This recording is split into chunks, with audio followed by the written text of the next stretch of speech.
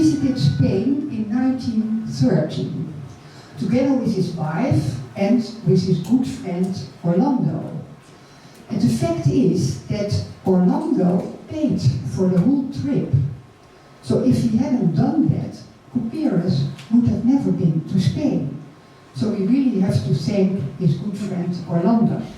We zijn vandaag te gast in het Louis Couperus Museum voor een opening van een bijzondere tentoonstelling.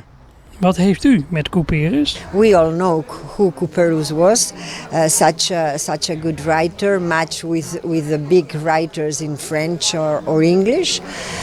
But I didn't know that he had any relation with Spain. I know he has written several books, some of them very much painting the Dutch society. I know that we have in front of my residence, by the way, his statue there. So we all know. I knew that he had lived in Italy, and I knew he had traveled, but I didn't know that he loved so much Granada, especially. So why did Louis Couperus write a novel about a minor figure in world history? It seems strange to us, because Bob Dylan was the last ruler of a tiny emirate of Granada that fell to the Spanish Catholic monarchs in 1392. But a footnote in the long story of the Reconquista, because by that time Spain had become already mostly Christian. Alhambra, the last resort of Bob Dylan, just before his exile to the northern shores of Morocco, became a palace, and later on was abandoned. And the abandonment was such that part of the complex was even blown up by the troops of Napoleon Bonaparte during the Spanish War. In the first room, the room behind you, we live in 1913, and we have highlighted three towns that Couperus and his family visited: Cordoba, Barcelona and Avila. And then, in the room where we are now, it's all the Alhambra and Granada, 1492. Well, I think this was a marvelous idea, and I think it should be very interesting also for the Dutch citizens to know probably a little bit more about this writer, not only to focus on the main books that are known, but to know that he was a big traveler. And that he had written things about other countries, and that he had written about history of other countries. I think that should be with a good publicity to make people come and see it.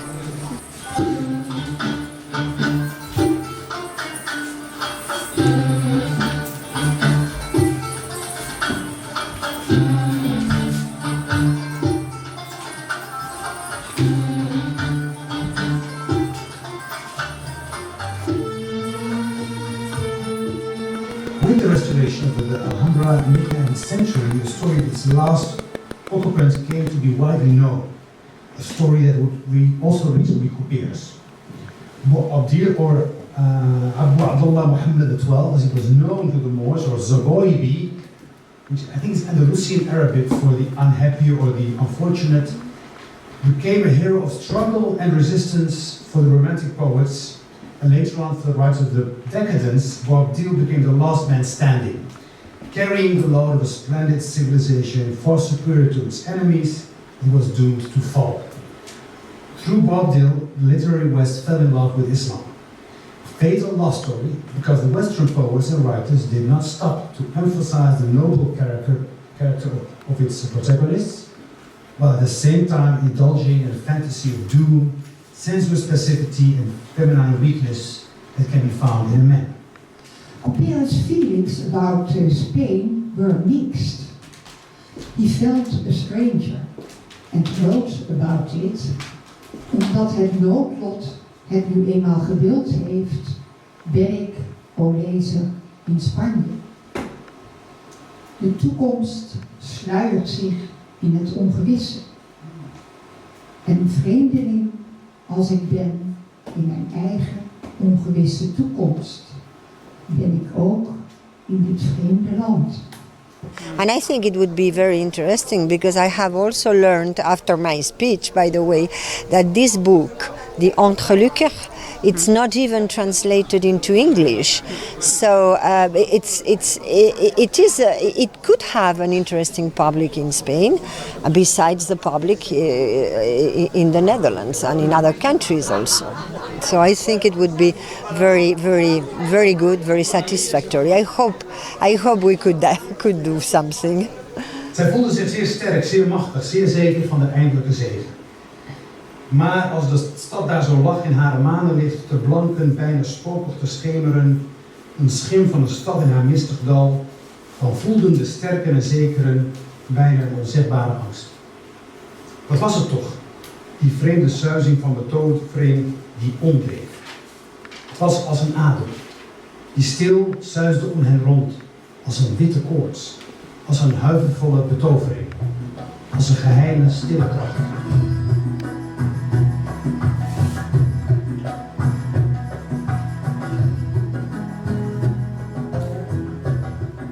He got really inspired by the remnants of the Moorish past of Spain. In Granada, he decided to write a historical novel about the last Muslim ruler, who is called the Unfortunate, in Dutch, de Ongelukkige. And that's also the title of the book, of the famous book of Couperus. Anyway, thank you very much, and I declare open, since I was supposed to open the exhibition, I declare open this exhibition, and thank you for your invitation. Very nice.